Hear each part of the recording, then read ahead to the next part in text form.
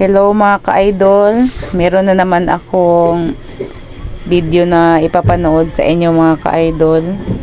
Ang pagluluto ng binignit. Hindi ko alam sa Tagalog ang binignit mga ka-idol. Ang una ko dyan ginawa ay binalatan ko na yung gabi. Meron ako naka-ready doon sa kusina na nagpakulo na ako ng tubig doon. Pag matapos ako sa pagbalat ng gabi, tapos kumukulo na yun ng mabuti, ilagay ko na itong niready ko na gabi mga ka-idol.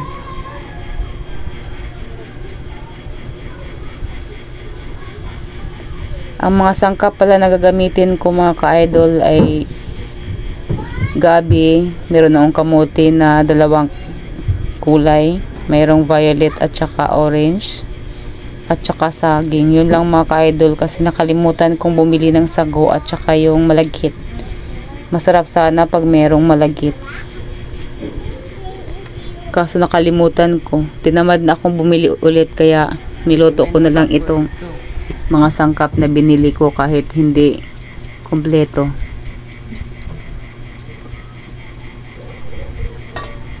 Ayan mga ka-idol, kumukulo na ang tubig. Nilagay ko na dyan ang gabi. Ang gabi ang una ko dyang ilagay.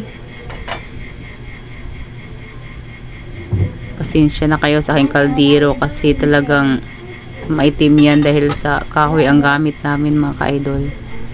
Tapos malaki ang nilutuan ko sa binignit kasi yung isa ay ginamit namin yun para pang saing ng bigas.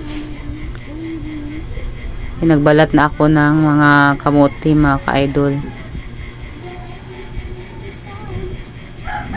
Isama-sama ko na lang dyan yung pag-ready ng kamote, tapos yung saging at saka yung kanaka, kasi isabay ko yan paglagay doon sa kaldero. Ganda ng kulay ng kamote, lalong lalo na yung violet. Paborito ko yun prito.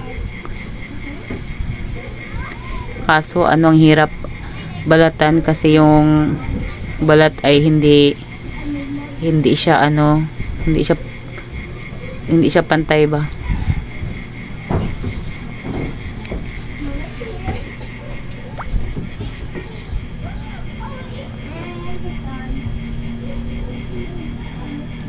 Ayan ang ganda ng kulay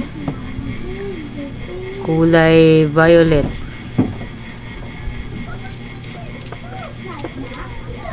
Paborito ng aking anak ang kulay na violet. Minsan lang kasi ako makaluto ng binignit mga ka-idol, kaya naisipan ko magluto. Ayan, nilagay ko na ang niready ko na lahat ng sangkap. Sinama ko na dyan sa paglagay sa kaldero.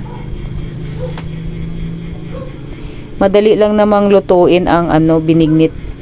Ang mahirap dyan yung pag-ready ng mga sangkap, nakatamad. Piniga ko na yung niyog, yung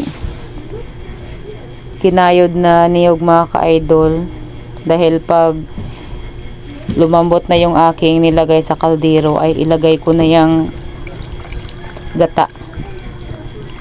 Unahin ko muna yung sa paglagay yung matamis.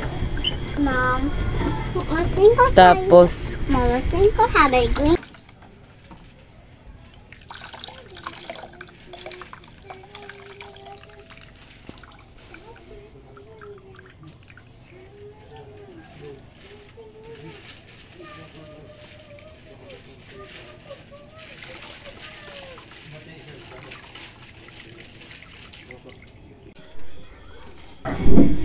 yan mga ka-idol, lumambot na yung mga nilagay ko dyan, yung saging, kamote, kanaka at saka gabi, kaya nilagyan ko na ng sugar.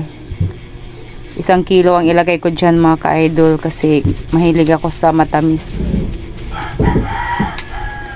Ganyan, ihalo-halo ko lang yan kasi pagkatapos kong ilagay ang sugar ay isunod ko dyan yung gata. Malambot na yung mga sangkap dyan.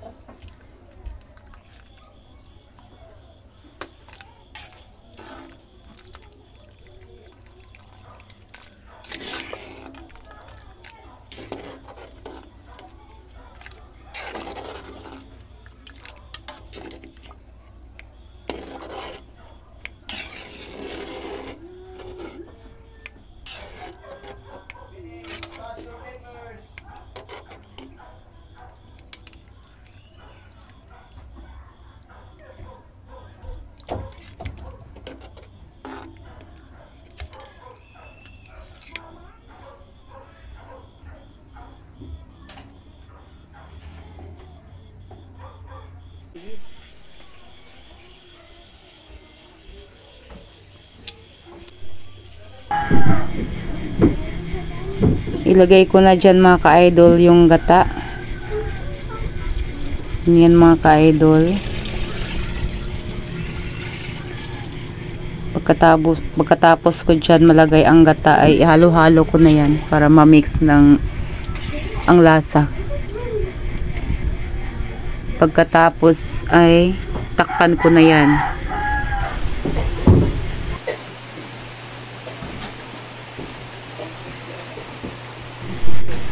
Naluto na mga ka-idol ang binignit.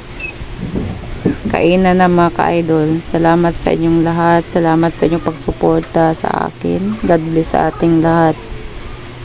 Bye everyone.